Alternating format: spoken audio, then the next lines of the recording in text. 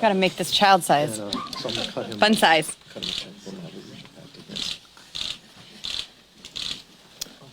Hello, everyone. Thank you so much for being here today. I'm Congresswoman Lauren Boebert, and I'm honored to join my colleagues in this important effort to terminate Biden's Disinformation Governance Board, or more accurately known as the Department of Propaganda. I appreciate Leader McCarthy and the House leadership for standing shoulder to shoulder with us in the effort to preserve free speech. And with that, I would like to turn things over to Leader McCarthy. He has a lunch that he has to get to, so we're going to let him kick things off. Mr. Leader. Thank you so very much. I didn't know this really did this. I might play with that every time now. Thank you very much, and I want to first thank the members. I want to thank Congresswoman Lauren Boebert. I want to thank Mike Johnson, August Pfluger, and also Scott Franklin, who is not here, for their work on standing firm, their strong leadership on this issue, and for inviting me to this press conference today. The president's Ministry of Truth is just an un-American abuse of power. It's a scheme conjured up by Washington Democrats to grant themselves the authority to control free speech. They fear Americans having unfeathered access to information because it will challenge the power that they want to have over people's lives. And we already know what they will do with that control. They will manipulate the facts and discredit the truth when it's inconvenient for their narrative. Just remember what we saw, the Russian collusion hoax. We saw it with the Hunter Biden laptop, when they knew what the truth was and months later, they finally wanted to come forward. And we saw it throughout COVID when liberals discredited facts that ended up prolonging lockdowns and school closures. If there is any doubt about this Biden administration intends to exploit this office and manipulate information, you look no further to the person he selected. Spend a moment. Nina Jankowicz. She championed government lockdowns, going as far as saying, force away and lock us down. And she actively worked and spread misinformation that now has been proven false. And they want to put her in charge. This person has no business serving in government, much less given a role to monitor information. President Biden's Disinformation Governance Board must be completely dismantled. Yesterday, we did a PQ on this, and every single Democrat voted against it. They want to create a ministry of disinformation that can go in and dictate to what they think is true and not. It goes to the very core of our country, to the First Amendment. Do they not trust Americans enough that they want to control that much of our lives? We watched it time and again. Why would they want to control the information? Because they don't want you to know the truth. They don't want you to know inflation we haven't seen since the late 70s and 80s like this. They don't want you to know, really, the truth what's happening in COVID, the mismanagement of what they have done and the deaths that are happening now. They don't want you to know about the crime being rampant, that you've got DAs that won't uphold the law. They do not want you to know what's happening on the border. They do not want you to know that the number one cause of death between those of Americans 18 and 45 is fentanyl, because it's coming across that border. They do not want you to know who else is coming across that border. People on the terrorist watch list, and I can prove it to you. When we were there more than a year ago, it was first discovered that we had caught people on the terrorist watch list, not from Central America, but from Yemen. When we produced that information, you know the first thing that was said to me by a member of Congress, Gallegos, who serves on armed services? He said I was lying, that he has the same information and entitled to the same information as I do. But then when he was given the truth, he never apologized or corrected it. And you know what the administration then did? Said we are no longer allowed to have that information. That's the basis of what they want to create this on. It's un-American, it's wrong, and we will do everything in our power to stop it. And I thank the members behind me who have been working so hard with that. And with that, let me yield it back to you, Lauren Boebert. Thank you very much, Mr. Leader.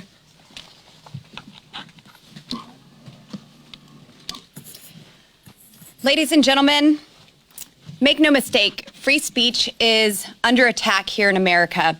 The Biden regime continuously uses different methods to try to silence dissenting voices. All are a coordinated effort to keep power, silence the truth, and prevent people who disagree with them from having a voice. We know that the White House colluded with big tech to censor the American people. We know that the Department of Justice tried to silence moms and dads by calling them domestic terrorists just for having a say in their children's education and attending school board meetings. And we know that conservative journalists have been targeted by federal agencies for simply reporting the truth. And this cannot continue. We're here today to advocate for my bill, the Protecting Free Speech Act, which will terminate the new DHS Department Disinformation Governance Board. Now, the DHS, this is a militant arm of the government. They have enforcement mechanisms for their Disinformation Governance Board. We want to ensure that no tax dollars are used for any similar government overreach. Misinformation has become a rally cry for the left to discredit facts that are inconvenient to their liberal agenda.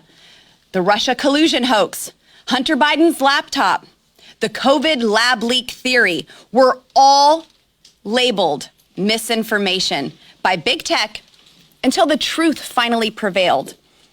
Meanwhile, the Biden regime has been able to put out ridiculous statements that we all know to be lies. This includes false claims like our southern border is secure.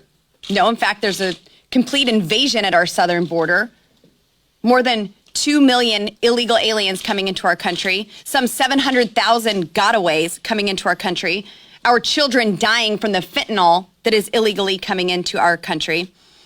False claims also that Republicans wanted to defund the police, and that Biden's Build Back Better Act, which the nonpartisan Congressional Research Service estimated would cost $3 trillion over 10 years, somehow cost the American taxpayer $0. You can't really make this stuff up. So now, because the Biden regime is afraid of Elon Musk and free speech, they want to use American tax dollars to fund this new board to continue to silence conservatives. Look, I wouldn't trust Biden and his incompetent misfits to take care of one of my goats. And I certainly don't trust them to be the arbiters of truth. You know who I do trust? I trust the American people. They are more capable of looking at claims, researching facts, making informed decisions.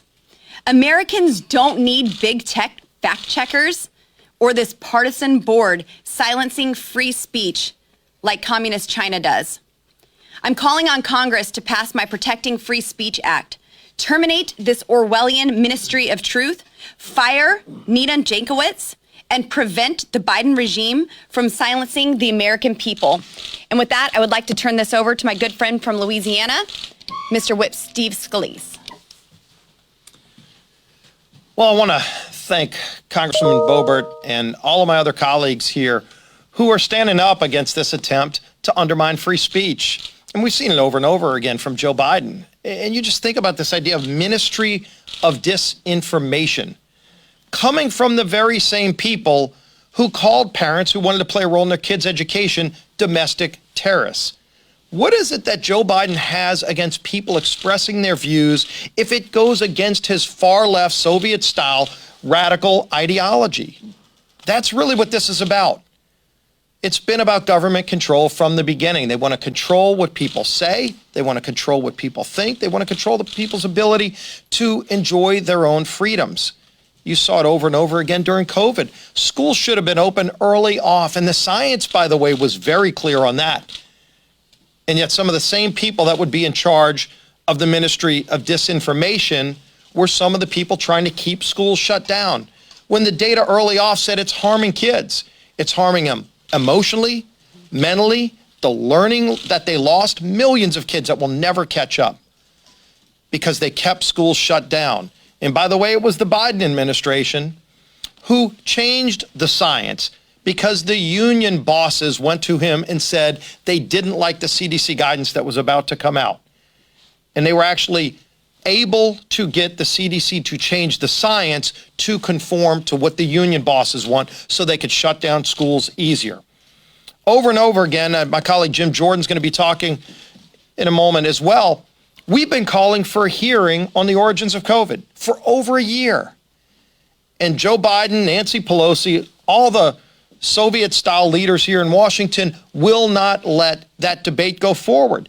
But again, if we're talking about a ministry of disinformation, do you know it was people in the Biden administration that were saying if you suggested that COVID started in the lab in Wuhan, that you were promoting a conspiracy theory? People in the CDC actually said that. And now when you talk to most scientists who have looked at the genetic structure of COVID-19, they all say it's highly unlikely that it was naturally created from a bat to an animal to a human. It was probably genetically manipulated and more than likely in that lab in Wuhan. So sure enough, more facts are coming out that it very well started in the lab in Wuhan. They still won't hold a hearing on this, by the way. We will when we're in the majority. We'll get to the facts. But some of these very same people involved in this ministry of disinformation were calling it a conspiracy theory to suggest that COVID-19 started in the Wuhan lab, when in fact now more and more science shows it probably did. So again, the very people that are talking about being involved in a ministry of disinformation are themselves the purveyors of disinformation. So I guess if you need to find somebody who's an expert in spreading disinformation, they found the right person, because she has been a purveyor of disinformation over and over and over again. But that's not what the American people believe in. American people believe in free speech. The ability to go out and talk about your ideas, talk about your beliefs, defend them, and let the facts ultimately come out. But if they don't like the facts, they want to shut down speech. And that's not only unconstitutional, it's un-American, and we need to defund it. We're going to continue fighting to get this bill brought up. And I congratulate again Lauren Boebert and all of my colleagues who are going to stand up for free speech and against their disinformation from the Biden administration. Mr. Whip. And now I'd like to introduce the ranking member of the Judiciary Committee, Mr. Jim Jordan. Thank you, Lauren. The biggest purveyor of disinformation is the government. Comey and McCabe told us the dossier was real. Democrats told us in the summer of 2020 that rioters and looters were peaceful protesters. And 51 former government officials in the fall of 2020, in the run-up to our most important election, 51 former government intelligence officials, including 6 CIA directors, told us the Hunter Biden story wasn't true. Now, we know that's baloney because 6 weeks ago, the Washington Post said, oh, it is true. Think about COVID, as the whip was talking about. Joe Biden told us, think all the misinformation we got from the government. Joe Biden said he had a plan. We know that didn't work out. Joe Biden said that he would never impose a mandate. Well, he did, so much so that the Supreme Court had to tell him it was unconstitutional. Dr. Fauci said it didn't come from a lab. Sure looks like it did. Dr. Fauci says it wasn't gain-of-function research. Sure looks like it was. Dr. Fauci said our money wasn't used, American tax dollars wasn't used in the Wuhan Institute of Virology lab. Yes, it was. The head of the CDC said the vaccinated couldn't get it. The head of the CDC said the vaccinated couldn't transmit it. And of course, they've been all over the place. They said no mask, 1 mask, 2 masks, 1 mask, no mask, back to 1 mask. Now we're finally back to normal. They've been all over the place there. And of course, they said that natural immunity wasn't really a thing, even though it's been a thing ever since we've known about viruses for hundreds of years. So just this week, I think it was the Journal did a long piece on the origins of the dossier.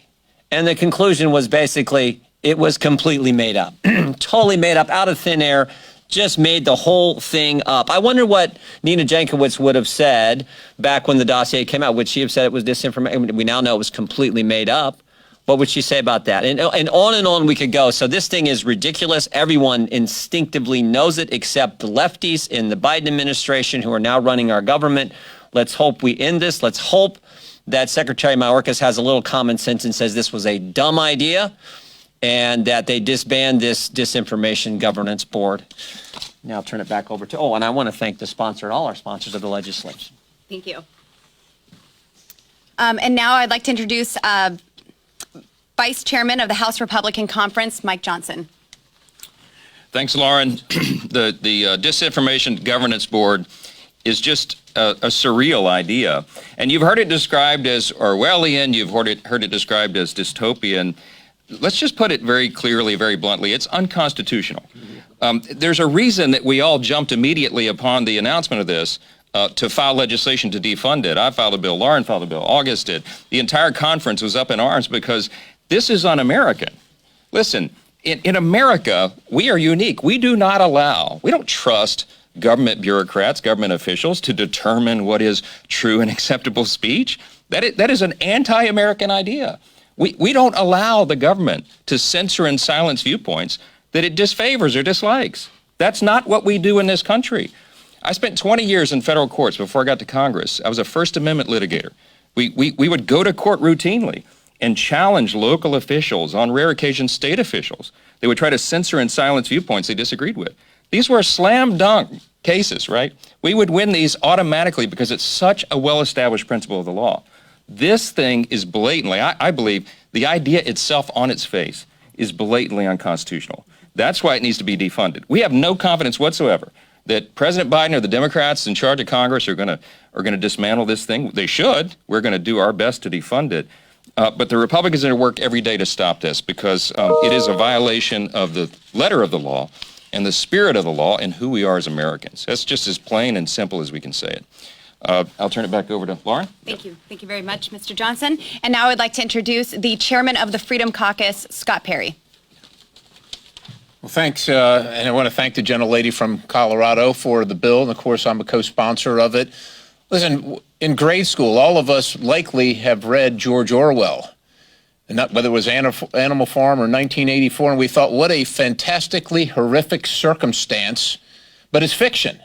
It's fiction, never believing, never imagining that somebody in our government would actually use that as the playbook, as the recipe, as the instruction manual for the United States of America. Yet it's right in front of us. And with all the things that the American people have to confront every day in their daily lives, the struggles that they're having right now. If you're a young lady, a new mother with a little baby, wondering if you can, not only if you can afford the formula, because some of that stuff is really expensive, but can you get it? Can you feed your child? Can you afford to go to work? Can you afford to farm? Meanwhile, the president's out telling people that there are going to be food shortages. And our farmers are wondering right now, can they get the fertilizer? Can they afford the fertilizer? Can they afford to fill their skid tank with diesel? And we're talking about this all the time. People come up to conservatives, Republicans, they say, well, you're all about cutting government. That's all we hear from you folks. What would you cut? Well, ladies and gentlemen, I got something that's pretty simple, pretty common sense. Ms. Boebert, the gentlelady from Colorado, has offered it, and almost every single American, left, right, or center, agrees that this is a fool's errand. It shouldn't be funded. This is a ridiculous concept. On the face of it, unconstitutional. As Mr. Johnson has said, un-American, unacceptable in every fashion. And I thank the gentlelady for the opportunity and for leading on this issue. Thank you, Mr. Chairman. And now I'd like to introduce to you my freshman colleague from West Texas, August Pfluger.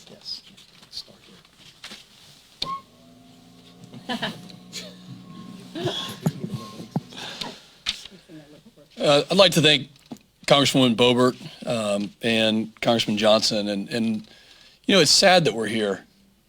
It really is sad that we have to actually say and reaffirm what the First Amendment says to us. It's the First Amendment for a reason. It's the most important amendment. And it protects the speech that makes this country unique in so many different ways. You know what it makes me wonder, and I wish that it's sad that we don't have Democrats here.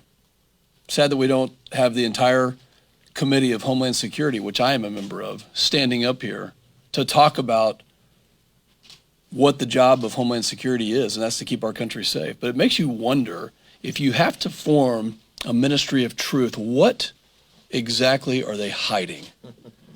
What are they hiding from the American public? Is it 700,000 known gotaways? Is it 100,000 fentanyl deaths? We know that. We know that they're trying to hide that. It makes you wonder what else they're hiding from us in order to spin the narrative. You know, this country, the very founding of this country was on the right of free speech.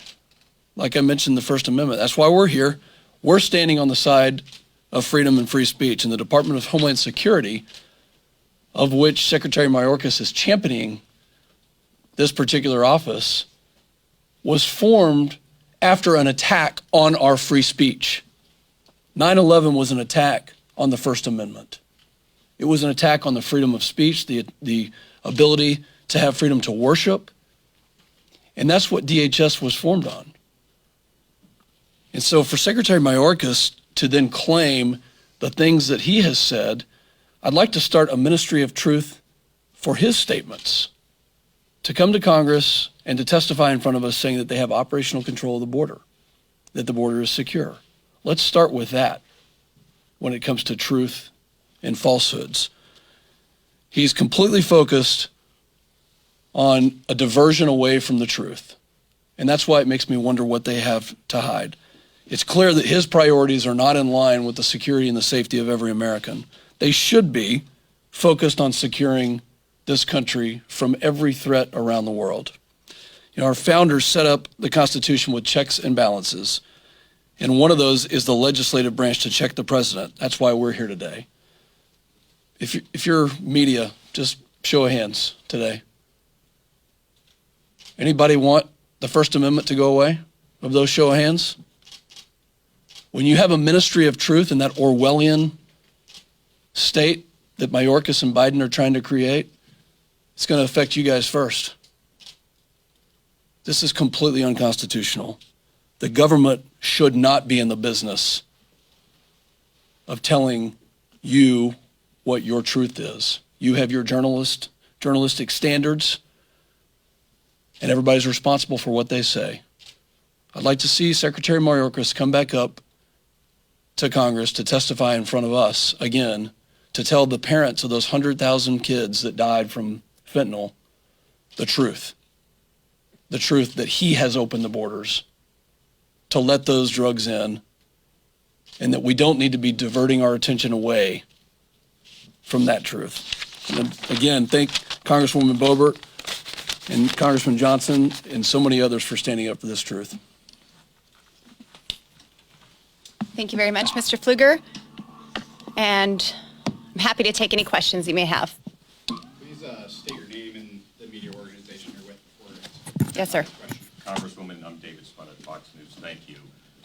Taking the board out of the mix, because I know you don't like the board, you want to defund the board, do you believe that there is a disinformation problem in the United States? Do you believe disinformation in general is a problem? And if you say yes, what methods do you have to help combat it? What do you suggest if you want to get rid of it? I do believe that we have a disinformation problem in America, and it starts with our government. The government pushes disinformation on the American people to control what the American people are doing, to lock down our schools, to keep our children out of our schools, to shut down small businesses and not allow them to freely operate. We heard Whip Scalise talk about CDC changing their science, their scientific data to match what lobbyists want it to match, what the unions want it to say. So there is a problem with disinformation, but it's the American people who give government that power, right? Government derives its powers from the American people. We give consent to be governed. And so it's the American people that truly are the arbiters of truth. And they are the ones that need to be able to have that freedom to speak out and hold government accountable, hold the press accountable. How many times do we turn on the news and hear misinformation, hear propaganda, whether it's COVID-19 or the southern border saying that it's secure and there is operational control, that our economy is doing well, that inflation is not skyrocketing. This is the kind of false information that the American people are hearing on a daily basis, and we need to combat that with truth. This board is not the answer, because that continues to stifle the truth and prevents people from actually speaking out and holding government and media accountable. Yes? So you're saying it needs to be an organic experience to combat misinformation from the public? I mean, what about some of the misinformation from the former President Trump as far as saying that he won the election? saying that the election was Well, I rigged. think that Still we need to have hearings to that. We are certainly here to talk about this board, but we need to have hearings, and that's what I'm looking forward to in a Republican majority in the House of Representatives, have hearings into the 2020 election. I hope that you've seen 2,000 Mules. I would like to investigate if any of that is provable. If we can have geo-tracking when it comes to January 6th and come to people's homes who were holding a sign outside of the Capitol and interview them, have the FBI interview them, interrogate them. Well, I certainly think we could use that same technology to look at people who may have been harvesting ballots illegally and possibly potentially even paid to do so by nonprofit organizations.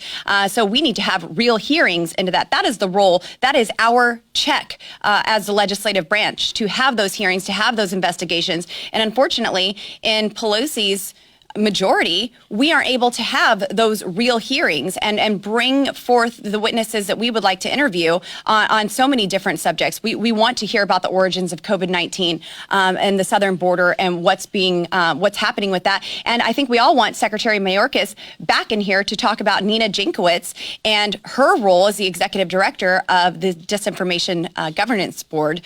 She certainly should not be in charge of that. But thank you very much. Yes. Olivia Devers with Politico. At the moment, Republicans don't have the majority in the House, and I know that there's skepticism about this board and being able to control disinformation, as you've all been pointing out. But are there areas that you're willing to work with the board on, maybe, disinformation that cartels are pushing, and other situations that you say, okay, we'll work with you now until we have the majority? So I don't see anything that we need to work with and codify this board and give them credence. This board needs to be defunded. It needs to be dismantled, because this is not a tool to go after the cartels. We have plenty of tools that we could use to go after the cartels. In fact, I've talked to the Border Patrol agents, and they're not even wanting more resources, funding, personnel, infrastructure. They just want the policies to be able to do their job, to secure the southern border. So we have many tools already available to combat the cartels, but the southern border is wide open. And this right here, it seems like it was created to terrorize the American people rather than to prevent terrorists from engaging in our country. So I would not give any credence to this Disinformation Governance Board, this Department of Propaganda. This is an attack on the American people. Can I add to that? Yes. Yeah. To both of your questions, let's take a look at the start of the invasion in Ukraine. And it was released just prior to the invasion that there would be a false flag operation that Russia would use. We know that Russia and China and other malign actors around the world do use information as a tool of warfare. Our intelligence community very aptly identified that and fought back against the misinformation. And I think that's, to both of the first two questions, that's the right place in the right time in the right method to fight against the misinformation. The Russians have used this tactic before. They've used it in Eastern Europe. Obviously, it's something that we have to watch in the United States. When it comes to a tool warfare, I think we're seeing the right way to fight back against it, but not to turn it into a use for domestic purposes, and especially not to get to this point so quickly without having gone through any committees or any debate, and to bring it up as something that's going to be policy without having the American public weigh in on it. This is the foul that continues to be committed time and time again. Okay, we'll take one more. Yeah, Joe Clark from the Washington Times. Really appreciate your time. Last week in testimony before the Senate, Secretary Mayorkas was trying to explain further what the intent behind the board was, and he said, quote, the intent of the board is to gather together best practices in addressing the threat of disinformation from foreign state adversaries, the cartels, and disseminate those best practices to the operators that have been executing and addressing this threat for years. So is your concern with the board, or is it with the operators that have been operating for years? And what would your bill do to address that lastly, who are these operators? My bill simply defunds this board, and it prevents the federal government from using tax dollars to form any similar boards in the future. So I mean, I think that that's pretty plain and simple. Does that remove oversight from the operators that have been, quote, executing and addressing this threat for years? DHS has plenty of ways to combat these bad actors, to have oversight over them. This board won't be used for that. This is for the American people and to combat disinformation. If you look at Nina Jankowicz and the positions that she has taken on free speech, on the American citizen, it is not an accident that she was named the executive director of this board. Her vendetta is against the American people and free speech, and that's why this board needs to be defunded and no other board created. Anyone else? Thank you very much. I appreciate your time.